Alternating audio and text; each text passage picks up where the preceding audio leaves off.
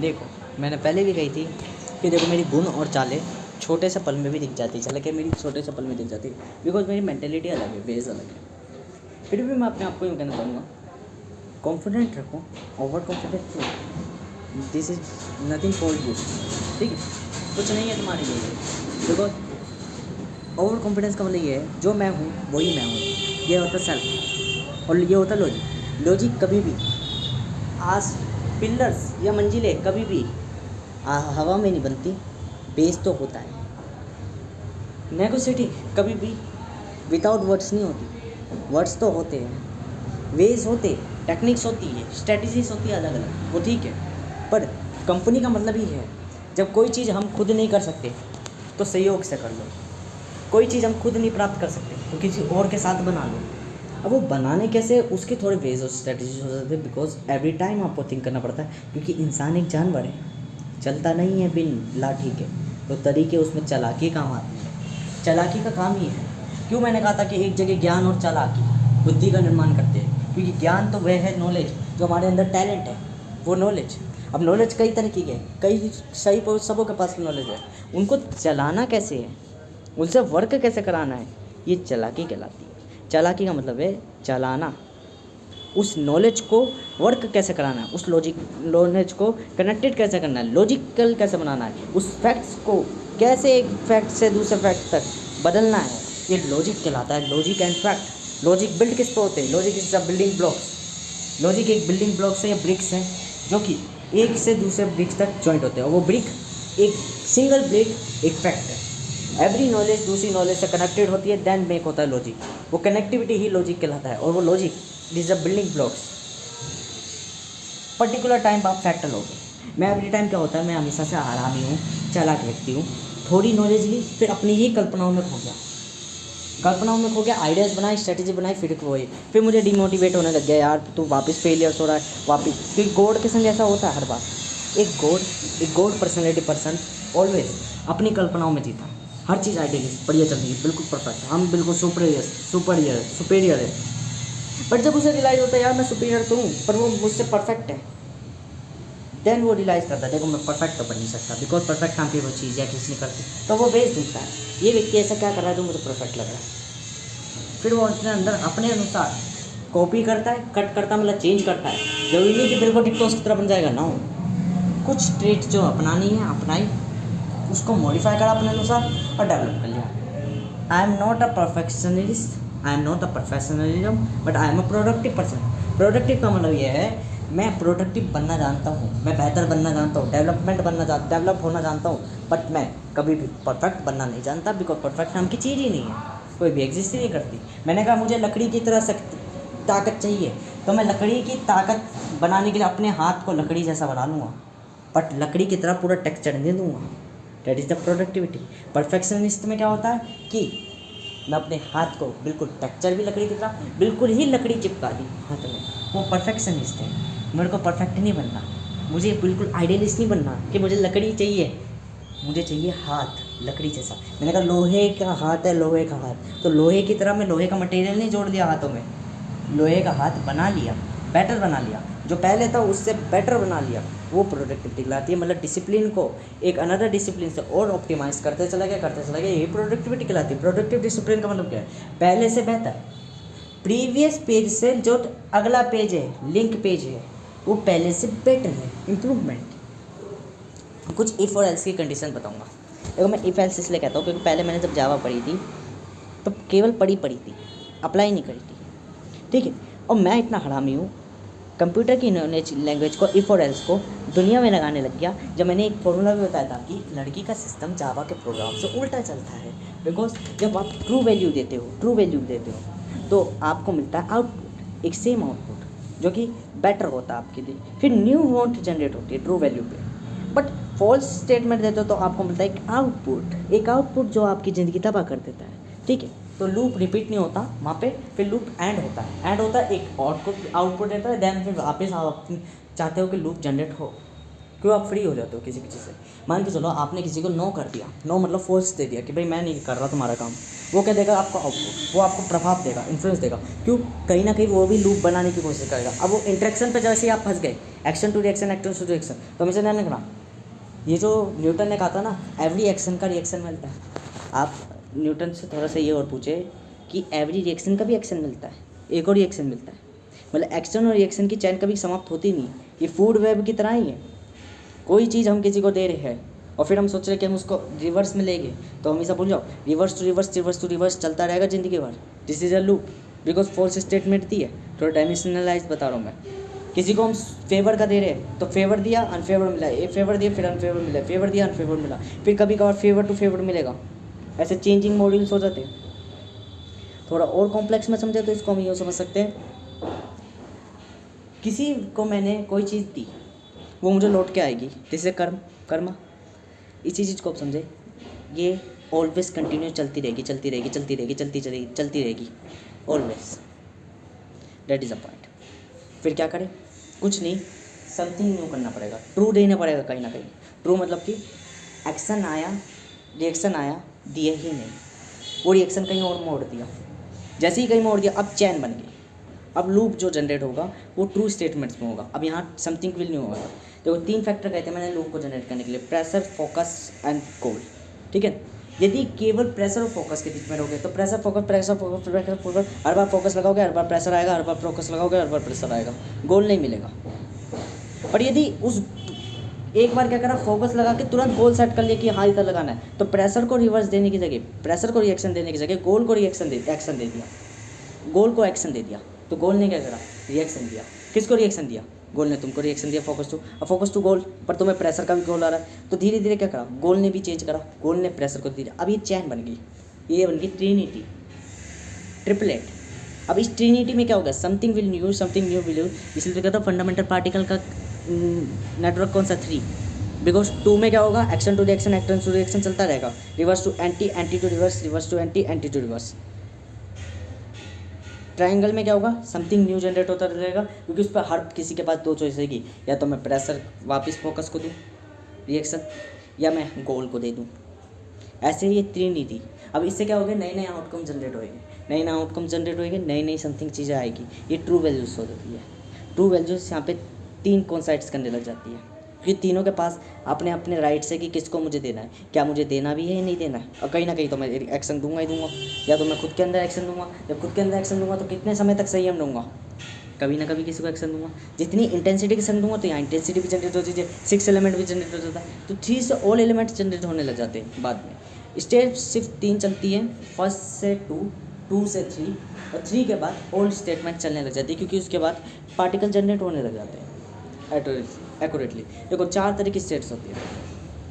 पहला वॉचर की स्टेट, जहाँ कोई भी नेटवर्क कनेक्टेड ही नहीं है, कोई फील्डिंग में नहीं है, कोई वर्ल्ड में नहीं है, ये केवल न्यूट्रल पर्सन है, मतलब ये ताल्लुक ही नहीं रखता किसी चीज़ से।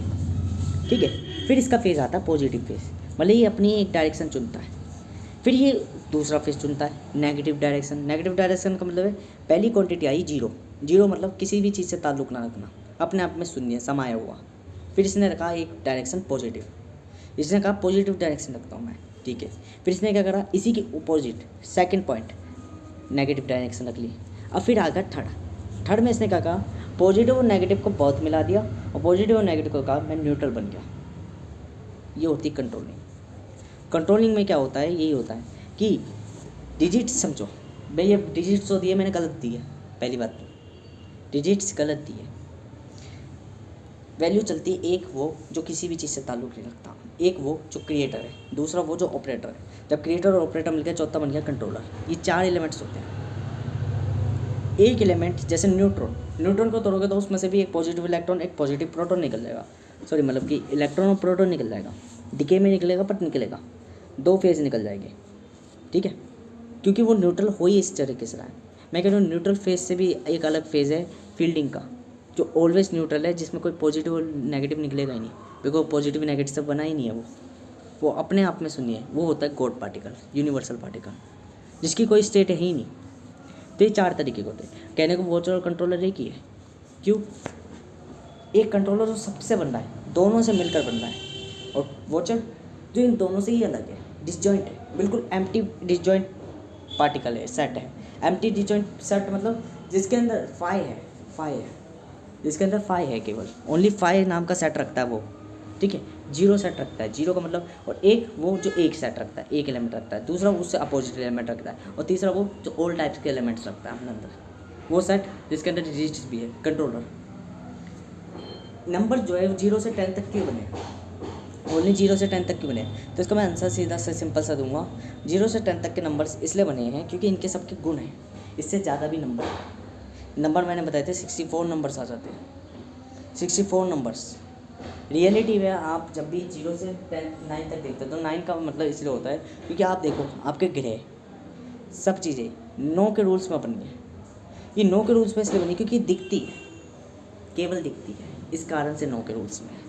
9 ये जो 10 नंबर है ये सिर्फ उसके है जो दिखते हैं, विदाउट रियल, क्योंकि जो दिखता है वो रियल है और जो नहीं दिखता वो नॉन रियल नंबर्स। फिर नॉन रियल कॉम्प्लेक्स नंबर्स भी आ जाते हैं, फिर रियल कॉम्प्लेक्स नंबर भी आ जाते हैं। तो ऐसे 64 नंबर हो जाते हैं। 4 तरह की स्टेट होती है, एक रियल नंबर्स, एक रियल कॉम्प्लेक्स नंबर, एक नॉन रियल कॉम्प्लेक्स नंबर, एक नॉन रियल नंबर्स, ठीक है। नॉन रियल नंबर जो दिखते नहीं है, 0 क्या है, रियल नंबर है या नॉन रियल नंबर है, या रियल कॉम्प्लेक्स नंबर है या नॉन रियल कॉम्प्लेक्स नंबर है। 0 एक रियल कॉम्प्लेक्स नंबर है।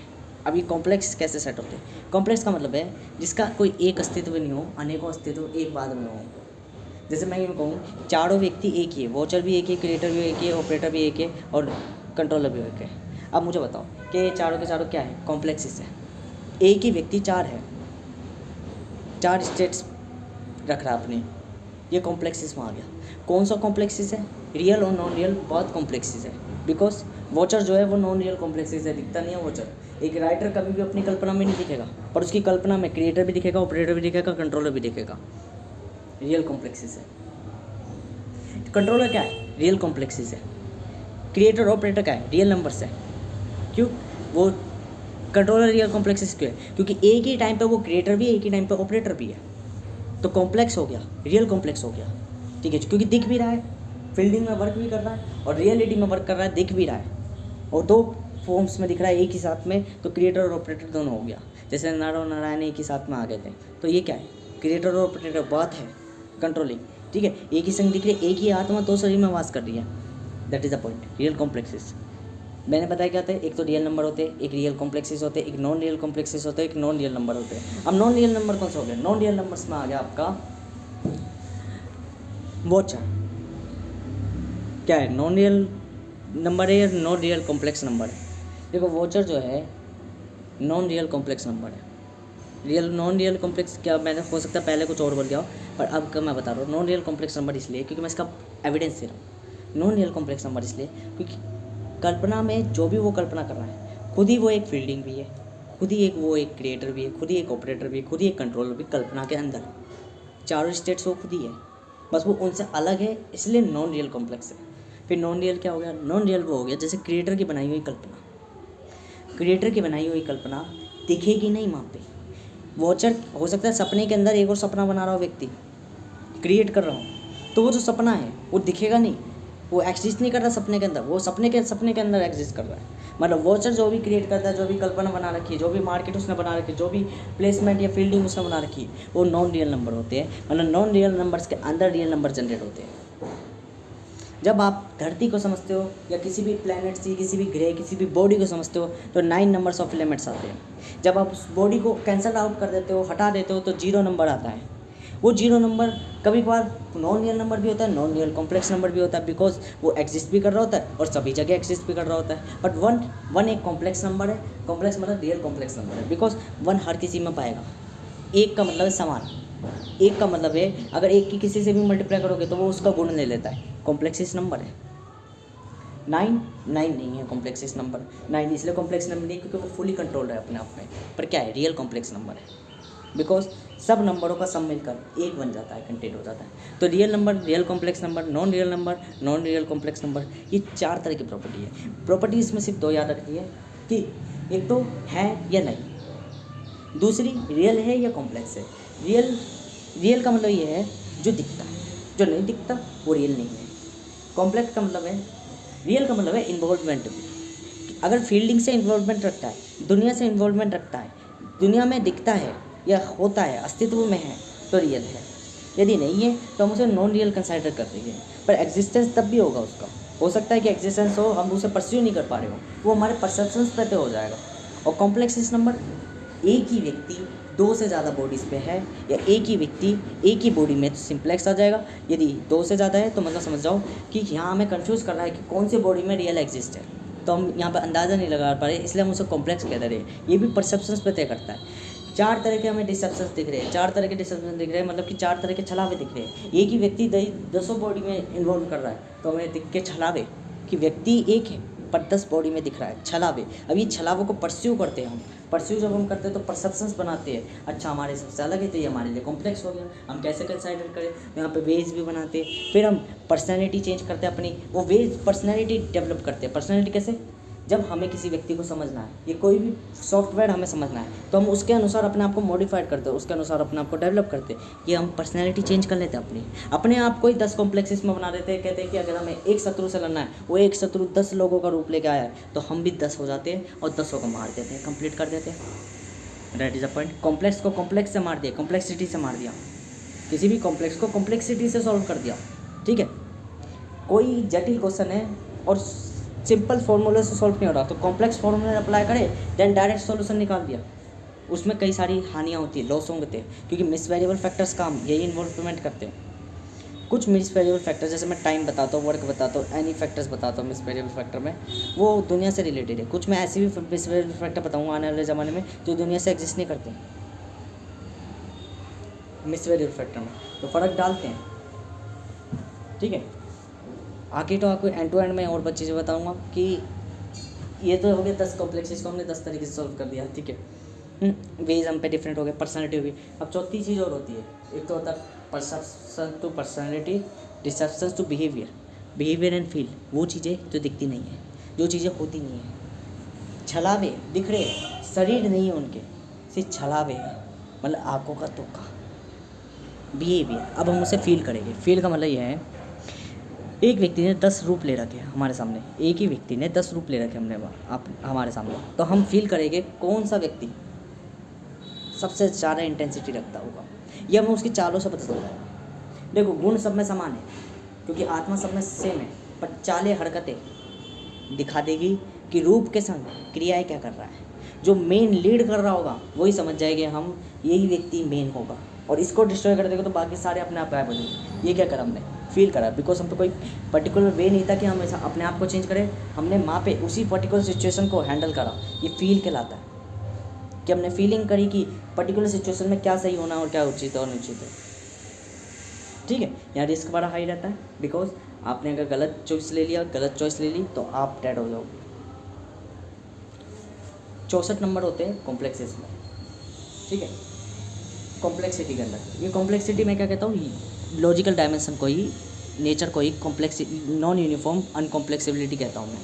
नॉन यूनिफॉर्म अनकॉम्प्लेक्सिबिलिटी का मतलब ये है, बिखरी हुई चीज़ें, इनके अंदर रैंडम पॉइंट्स चलते हैं अपना, ऑलवेज रैंडम और लिमिटेड है। लिमिटेड इसलिए बिकॉज एवरी टाइम ये लॉजिक मेक करती है, वो लॉजिक लिमिटेड होता है फैक्ट की फॉर्म में, तो दोहराता रहता है अपने आप को, रिपीट करता रहता है, इसलिए लिमिटेड है। और रैंडम इसलिए क्योंकि रिपीट करता रहता है, तो कितनी बार रिपीट कर रहा है, वो रैंडमली रिपीट कर रहा है। ये चीज़ें, that's all. Miss variable factor में ऐसे फैक्टर्स आ गए, जैसे मान के चलो कुछ फैक्टर को इग्नोर कर, जैसे टाइम के संग धीरे धीरे हम अपने आप को बेटर बना देते हैं, प्रोडक्टिव बना देते हैं, तो हमने कहा मिस वेरिएबल एक दूसरे को कैंसिल कर रहे हैं, इसलिए हम चेंज आपका ग्रोथ में कन्वर्ट हो जा रहा है, चेंज आपका सक्सेस में कन्वर्ट हो जा रहा है, फेलियर्स आपको सक्सेसफुल बना दे रहे हैं। क्यों, समय के साथ मिस वेरिएबल या जो घटनाएं हैं वो धीरे धीरे स्टेबल होती चली जा रही है, अपने आप को डिस्ट्रॉय करती चली जा रही है, और जब वो डिस्ट्रॉय करते चला रही है, कोई फैक्टर नहीं अप्लाई कर रहा, आपका नेचर आप में ही समाया जा रहा है, और आपको खुद एक नेचर बिल्ड कर दे रहा है, नेचर बना दे रहा है। मतलब क्योंकि कहीं भी देखना, व्यक्ति वही ज़्यादा क्या बोलते हैं अमीर होगा, रिच होगा, जिसके रूल्स में वो, मान लो एक व्यक्ति ने रूल्स अप्लाई करे एक कंट्री में, तो मुझे बताओ कौन रिच होगा सबसे ज़्यादा, वो रूल्स बनाने वाला, बिकॉज उसने जो रूल्स मेक करे उसमें पहले ही वो फेवरेबल होगा।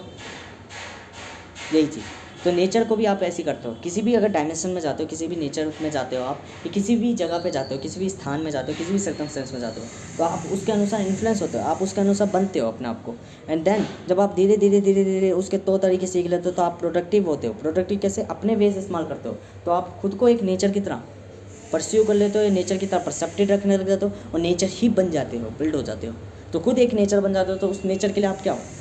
अब आप एक उसके गॉड बन गए, सुपीरियर बन गए। और सुपीरियर बन गए तो ऑटोमेटिकली आप खुद एक नेचर हो। आप खुद एक नेचर हो तो आप बताओ आप क्या हो? सुपीरियर हो, रिच हो पर्टिकुलर सर्कमस्टेंस में, पर्टिकुलर स्टेट में। समझ में आया कुछ? इसी चीज़ को थोड़ा और समझे तो मिस वेरिएबल फैक्टर्स में अगर मैं यूँ बताऊँ कि जो चीज़ इन्वॉल्वमेंट निकलती है इस दुनिया से, वो चीज़ होगी जैसे कि अब इनके नाम नहीं है, इनके नाम मैं दूंगा, ठीक है? एक बता रहा हूँ मिस वेरिएबल फैक्टर्स में कुछ चीज़ें ऐसी होगी, जैसे मैंने बताया टाइम तो दुनिया समझती है कि टाइम का मतलब टाइम के संग धीरे धीरे बेहतर हो जाना। कुछ चीज़ें ऐसी होगी जैसे वेज में आएगा डिफरेंट मॉड्यूल्स, तरीकों में कई तरीके आ जाएंगे, वेज में कई तरीके आ जाएंगे। सपोज करो एक व्यक्ति बोल रहा है वर्ड्स को लेके, मैनिपुलेट कर रहा है, सामने वाले को समझाना है। अब मैंने एक अलग तरीका ढूंढा, वो अलग तरीका एग्जिस्ट ही नहीं करता था, उसके संग फैक्टर्स बनेंगे, मिस वेरिएबल फैक्टर बनेंगे। कुछ मिस वेरिएबल फैक्टर इतने लार्ज हो जाएंगे कि नॉन कॉन्सिक्वेंस में कहलाएंगे, जिसमें मैं कह रहा हूँ देखो आत्मा एग्जिस्ट करती है, बट आत्मा बिन शरीर के इस धरती में आ नहीं सकती। That is the point. मैंने ये पॉइंट रखा, यही चीज़ है कि आत्मा एग्जिस्ट करती है पर वो दिखती नहीं है। अब मुझे बताओ यहाँ दो फॉल्स नहीं बन जाएंगे? दो फॉल्स बन जाएंगे। एक फॉल्स ये आत्मा एग्जिस्ट करती है, एक फॉल्स ये। देखो फॉल्स का मतलब ये नहीं होता गलत, फॉल्स का मतलब होता है जो ट्रू वैल्यू होनी चाहिए थी उसके अलावा कुछ और भी हो सकता है। तो ट्रू वैल्यू क्या कही मैंने? आत्मा एग्जिस्ट करती है पर दिखती नहीं है, ये ट्रू थी। अब कुछ जने तो मानेंगे कि भाई आत्मा एग्जिस्ट करती है पर दिखती नहीं है। अब दिखती नहीं है तो अंधविश्वास में जाएगी, ओवर जाएगी।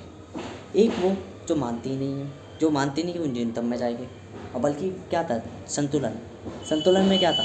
आपको चेक करना था क्या है भी या नहीं है, इन्वॉल्वमेंट चेक करनी थी, प्रोसेस चेक करनी थी। अभी जो प्रोसेस है, ये प्रक्रिया मिस वेरिएबल फैक्टर कहलाती है, ये तरीके कहलाते हैं। कोई भी स्टेटमेंट जब आप देते हो, उस स्टेटमेंट को किस तरीके से अप्रूव करोगे, वो प्रोसेस फैक्टर्स पर वर्क करती है। विदाउट फैक्टर्स कोई प्रोसेस ही एग्जिस्ट नहीं करेगी, बिकॉज प्रोसेस चलती किस पे? प्रोसेस का मतलब है एक कदम से दूसरे कदम पर चलना। अब ये चलने लायक पाथवे ये फैक्टर्स देते हैं, मिस वेरिएबल्स देते हैं। यदि विदाउट मिस वेरिएबल आप वर्क करोगे तो मतलब आप यूँ कह रहे हो मैं हवा में चल रहा हूँ बिन